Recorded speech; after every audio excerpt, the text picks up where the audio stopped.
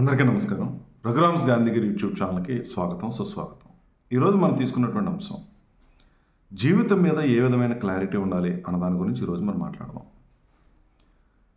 ప్రతి మనిషి జీవితంలో కొన్ని లక్ష్యాలను నిర్దేశించుకొని కొన్ని పనులు పెట్టుకొని అది సాధించాలనేటువంటి తపన తాపత్రయంతో పనిచేయడం అన్నది జరిగినప్పుడే ఆ మనిషి ఉన్నతమైనటువంటి స్థితికి వెళ్తాడు. అయితే జీవితంలో చాలామంది ఏం చేస్తారంటే గాలివాటు గమనం అంటాం. అంటే పరిస్థితులు ఎటు తీసుకెళ్తే అటు, లేదా అదృష్టం నమ్ముకొని అదృష్టవంతుడినైతే ముందుకెళ్తాను, విజయం సాధిస్తాను, దురదృష్టవంతుడినైతే సాధించలేను. లేదా ఎవరైనా సహాయం అందిస్తే ముందుకెళ్తాను, సహాయం అందించకపోతే ఎక్కడున్నటువంటి స్థానంలో అక్కడే ఉంటాను. ఇటువంటి ధోరణితో కొంతమంది ఉంటారు. ఉదయం లేచిన దగ్గర నుంచి వాళ్ళు ఏం చేస్తున్నారో, ఎలా చేస్తున్నారో ఏంటి అన్నది వాళ్ళకే ఒక క్లారిటీ అనేది ఉండదు. కానీ మనిషి జీవితంలో లక్ష్యం అనేది చాలా ప్రధానమైనటువంటి అంశం. అది చాలామంది నాకు లక్ష్యం లేదు, నాకు ఏ విధమైనటువంటి పనులు లేవు, లేదా నాకు పెద్ద పెద్ద కోరికలు లేవండి నాకు అనేటువంటి మాటలు వింటూ ఉంటాం. అది వాళ్ళు అబద్ధం చెప్తున్నారని దాని అర్థం. ఎందుకంటే ప్రతి మనిషికి తెలుసో తెలియక కొన్ని లక్షల లక్ష్యాలు ఉంటాయి.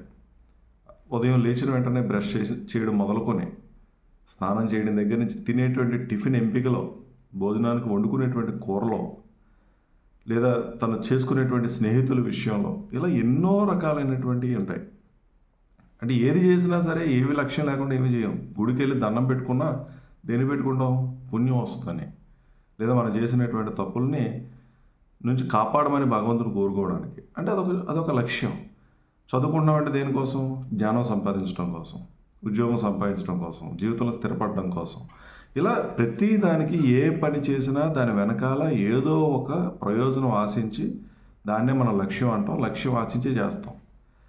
కానీ ఇక్కడ జీవితం దగ్గరికి వచ్చేసరికి చాలా క్లియర్గా మనం లక్ష్యాన్ని నిర్దేశించుకున్నప్పుడు మాత్రమే మనం ఉన్నతమైనటువంటి స్థితికి వెళ్తాం. ఎవరి దగ్గర చేచాచాల్సిన అవసరం కానీ, లేదా ఈ సమాజంలో ఒక పనికి మాలిన వాళ్ళ కింద ఉండిపోకుండా, లేకపోతే ఏముందులేరా వాడి వల్ల ఏంటి ఉపయోగం అనేటువంటి పరిస్థితి లేకుండా మనకంటూ ఒక గుర్తింపు రావాలి అని అంటే మనం కొంచెం జీవితం మీద ఒక అవగాహన ఉండాలి.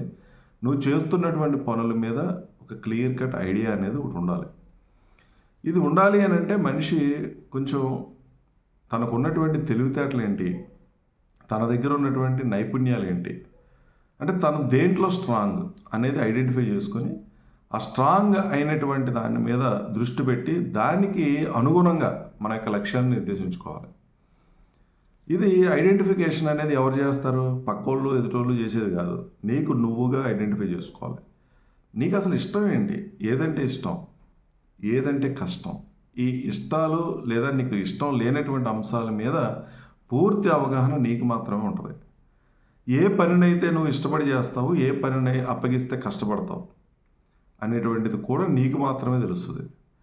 సో అందుకని ఈ విషయాలన్నింటినీ నువ్వు ఐడెంటిఫై చేసుకొని నీలో ఉన్నటువంటి ఇష్టాలు అయిష్టాలని రెండింటినీ ఐడెంటిఫై చేసుకొని నీలో ఉన్నటువంటి బలాలు ఏంటి, అంటే ఏ పనినైతే మనం సులువుగా చేయగలుగుతాం, ఏ పనిని కష్టపడి చేయాల్సిన పరిస్థితి ఉంటుంది అన్నది ఐడెంటిఫై చేసుకొని కొన్ని పనులు కష్టమైనప్పటికీ కూడా నీ అంతటి నువ్వు మార్పు చేసుకుంటే, నీ అంతటి నువ్వు ప్రయత్నం చేస్తూ, నీ అంతటి నువ్వు కృషి చేస్తే సాధించగలిగినటువంటి అంశాలు ఏదైనా ఉంటే వాటిని కూడా మనం పరిగణలో తీసుకుని మన లక్ష్యాన్ని నిర్దేశించుకోవాల్సిన అవసరం ఉంది. ఏది కూడా ఊరకనే రాదు ఎవరికి కూడా. కష్టపడితేనే, ప్రయత్నం చేస్తేనే, ఒళ్ళొంచితేనే నీలో ఉన్నటువంటి బద్ధకాలని, నీలో ఉన్నటువంటి అవలక్షణాలు, అంటే విపరీతమైన స్నేహితులు తిరగడం కానీ, సినిమాలకు వెళ్ళటం కానీ, మొబైల్ ఫోన్ ఉపయోగించడం కానీ, ఫోన్స్ మాట్లాడటం కానీ, ఇటువంటి ఏదైనా నీలో ఉన్నటువంటి అవలక్షణాలు ఏదన్నా ఉంటే వాటిని వదిలి కృషి చేస్తేనే ఏదైనా మనం సాధించగలుగుతాం. ఒకసారి మనం ఆలోచన చేస్తే మనకి లేదా పక్కన ఉన్నటువంటి వాళ్ళకి ఏంటి వ్యత్యాసం?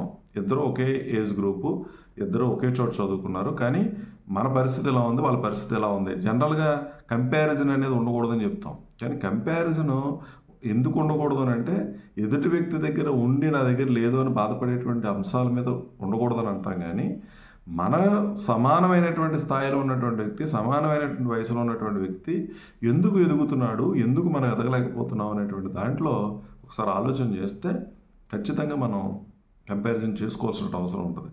నిజంగా కొంతమంది స్ఫూర్తిగా తీసుకుంటాం. మనం స్ఫూర్తిగా ఎందుకు తీసుకుంటాం? వాళ్ళు ఎలా ఉన్నతమైనటువంటి స్థితికి వెళ్ళారు, ఎన్ని కష్టాలు పడ్డారు, ఎన్ని ఇబ్బందులు పడ్డారు, వెళ్ళటానికి ఏ ప్రయత్నాలు చేశారు, ఏ రకంగా ఆత్మస్థైర్యంతో నిలదొక్కున్నారు, ధైర్యంగా ముందడుగేశారు అన్న దానికోసమే కదా మనం గొప్ప వ్యక్తుల యొక్క చరిత్రలో మనం చదువుకునేది, ఒక స్ఫూర్తిగా మనం తీసుకునేది. సో ఆ విధమైనటువంటి ప్రయత్నం మనం చేయాలి. ఏ మనిషి అయినా ఎదగాలి అని అంటే తనకు ఉన్నటువంటి అనంతమైనటువంటి కోరికల్లో, ప్రతి మనిషికి చాలా కోరికలు ఉంటాయి, దాంట్లో అత్యంత బలమైనటువంటి కోరిక ఏంటి అన్నది మనం ఐడెంటిఫై చేసుకోవాలి. ఆ బలమైనటువంటి కోరికను నువ్వు ఐడెంటిఫై చేసుకుని దాన్ని సాధించడం కోసం కృషిగా, ఏకాగ్రతతో, పట్టుదలతో కనుక ప్రయత్నం చేయగలిగితే ఖచ్చితంగా నువ్వు అది సాధించగలుగుతావు. అంటే మనిషికి కావాల్సింది కసి కావాలి. పెట్టుకున్నటువంటి లక్ష్యం ఎట్టి పరిస్థితుల్లోనూ నేను సాధించి తీరాలి అనేటువంటి బలమైనటువంటి కోరిక నీ దగ్గర కనుక ఉండగలిగితే, ఆ బలమైనటువంటి కోరిక ఎప్పుడు వస్తుంది? నీకు గుర్తింపు రావాలని, లేదా నువ్వు ఆర్థికంగా స్థిరపడాలని, నీకు సమాజంలో నీకంటూ ఒక స్థానం సంపాదించుకోవాలనేటువంటి ఆలోచన ధోరణి ఉన్నప్పుడు, లేదా నువ్వు జ్ఞానాన్ని సంపాదించాలనేటువంటి ప్రయత్నం చేస్తున్నప్పుడు మాత్రమే ఆ బలమైనటువంటి కోరిక అనేది వస్తుంది. అందుకనే అంటున్నాను, జీవిత లక్ష్యాన్ని నిర్దేశించుకోండి, జీవితం మీద ఒక అంచనాకు రండి అంటే అర్థం ఏంటంటే ఏదో పుట్టాం, ఏదో పెరిగాం, ఏదో చనిపోయాం, అయిపోయింది అనేటువంటి విధంగా కాకుండా చాలా చిన్నదైనటువంటి జీవితంలో మనిషి జన్మ చాలా గొప్ప జన్మ. అందులో మనకి ఏ విధమైనటువంటి సందేహం లేదు. మనం అన్నీ చేయగలుగుతాం, జ్ఞానాన్ని సంపాదించగలుగుతాం, జ్ఞానాన్ని పంచగలుగుతాం, మన భావాలను వ్యక్తపరచగలుగుతాం, అన్నింటిని చూడగలుగుతాం, అన్నింటిని ఫీల్ అవ్వగలుగుతాం. అన్నీ ఉన్నటువంటి ఈ ప్రపంచం మీద ఉన్నటువంటి మరొక జంతువు అయితే ఏమీ లేదు, ఒక మనిషి తప్పించి. సో అంత గొప్పదైనటువంటి జీవితంలో మనం ఏదో ఒకటి సాధించి వెళ్ళాలనేటువంటి తాపత్రయం అనేది మనిషికి ఉండాలి. అది గొప్ప అవసరం లేదు. నీకు సంబంధించినటువంటి దాంట్లోనే, నీ ఉన్నతమైనటువంటి స్థితికి వెళ్ళడంలోనూ, నీ కుటుంబం పట్ల నీకు ఉన్నటువంటి బాధ్యతలు నిర్వర్తించేటటువంటి విషయంలోనో, లేదా సమాజానికి నువ్వు చేయాల్సినటువంటిది ఏదైనా ఉందేమో అనేటువంటి ఆలోచన చేసుకొని చేసేటటువంటి పని కనుక మనం చేయగలిగితే అదే లక్ష్యం అవుతుంది. అటువంటి లక్ష్యాలను మనం నిర్దేశించుకోవాలి. కానీ ఈరోజు స్టూడెంట్స్ అందరూ కూడా ఏం చేస్తున్నారో వాళ్ళకే తెలియదు, ఏం చదువుతున్నారో వాళ్ళకే తెలియదు. ఎవరో ఒక కొన్ని రోజుల తర్వాత చెప్తారనమాట, నేను ఇలా అనుకోలేదు, నేను అలా అనుకున్నాను, లేదా మా పేరెంట్స్ ఫోర్స్ వాళ్ళు ఎలా వచ్చానో, లేదా పలానా వాళ్ళు ఎలా చెప్పారని చేశాననేటువంటి మాటలు కాకుండా నువ్వే నిర్ధారణ చేసుకో. నీకేం కావాలో నువ్వే ఆలోచన చేసుకో. నువ్వు చిన్నపిల్లవాడు ఏం కాదు. చిన్నపిల్లవాడు చేసే పనులు ఇంకా చాలా పెద్ద పెద్ద పనులు కూడా మనం చేస్తూ ఉన్నాం. పెద్దవాళ్ళకి ఎన్ని విడిచిపెట్టట్లా. పెద్దవాళ్ళ పనులు, చాలా పనులు మనం చేస్తూ ఉన్నప్పుడు, కానీ లక్ష్యాల దగ్గరికి వచ్చేసరికి, ముఖ్యమైనటువంటి పనులు, బాధ్యతల దగ్గరికి వచ్చేసరికి మనం చిన్నపిల్లవాడు అనేటువంటి మాట ఉపయోగించుకుంటున్నాం అంటే దాని నుంచి తప్పించుకునేటువంటి ప్రయత్నం తప్పించి మరొకటి కాదు. అందుకని మీరు చాలా క్లియర్గా అసలు మీ ఇష్టాలు ఏంటి, మీతో మీరు మాట్లాడుకోండి కూర్చొని. ఏంటి నా ఇష్టాలు ఏంటి, నాలో ఉన్నటువంటి శక్తి సామర్థ్యాలు, నాలో ఉన్న బలహీనతలు ఏంటి, ఆ బలహీనతలను ఎలా నేను బలాలుగా మార్చుకోగలగాలి అనేటువంటి ప్రయత్నం మనం చేసి లక్ష్యాలను నిర్దేశించుకోండి. ఆ లక్ష్యాలను చేరుకోవడం కోసం బలమైన కోరిక కావాలి, ఏకాగ్రత, పూర్తి కాన్సన్ట్రేషన్, దాని మీద మనస్సు పెట్టి పనిచేయడం అనేది నేర్చుకోండి.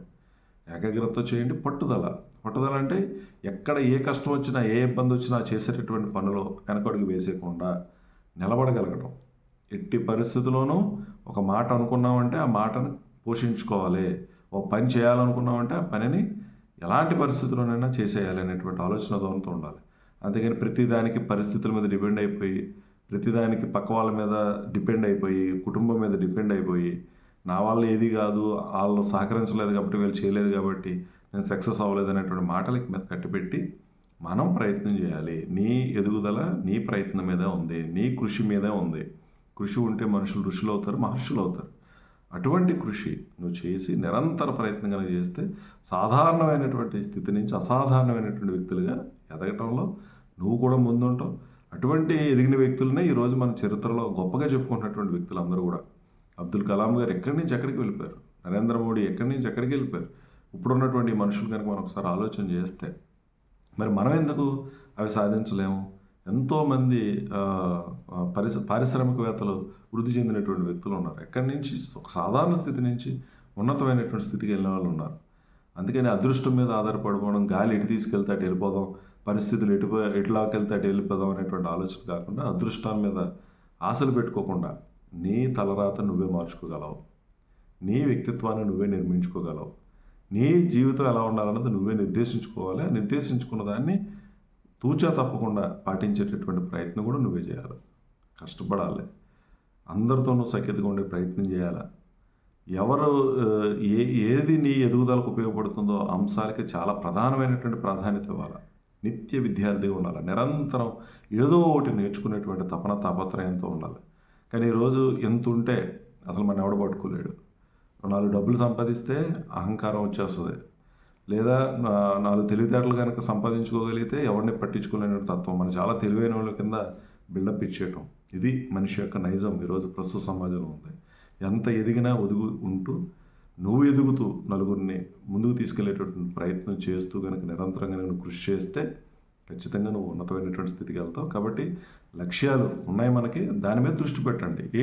ఏది నాకు ఇంపార్టెంట్, దేని మీద దృష్టి పెడితే నేను ఉన్నతమైన స్థితికి వెళ్తాను అనేటువంటి ఆలోచన ధోరణితో మీకున్నటువంటి ప్రధానమైన బాధ్యతలు ఏదైతే ఉన్నాయో, అంటే వ్యక్తిగతంగా బాధ్యత ఉండాలి, కుటుంబం పట్ల నీ బాధ్యత ఉండాలి, సమాజం పట్ల నీకు బాధ్యత ఉండాలి. ఈ బాధ్యతను నిర్వర్తించాలంటే క్రమశిక్షణ ఉండాలి.